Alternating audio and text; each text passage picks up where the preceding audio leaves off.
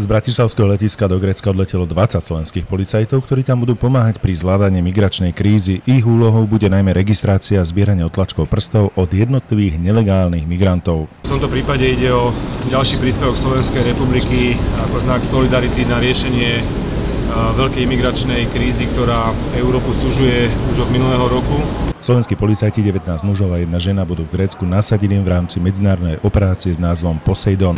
Jedná sa o policajtov, ktorí prešli výberovým konaním. Samozrejme, títo policajti musia mať patričné vedomosti, jednak z azylového práva, takisto aj čo sa týka zákona o pobyte cudzincov v rámci Európskej únie, v rámci schengenského priestoru. Medzi našimi v Grécku bude aj policajtka zo Žiliny, Barbara Jantošová. Samozrejme očakávam hlavne návratné skúsenosti, či už jazykové alebo pracovné, nakoľko samozrejme na Slovensku migranti nie sú, alebo aspoň nie v takom počte určite ako na tých vonkajších šengenských hraniciach, a vlastne za týmto účelom ideme chrániť vonkajšiu šengenskú hranicu. Nemáte troška obavy z toho nasadenia v zahraničí ako žena?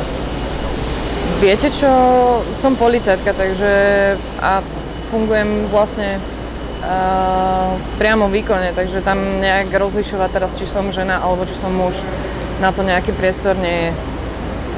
Takže samozrejme obavy sú, ale tie sú aj v priamom výkone stále, takže už som trošku zvyknutá.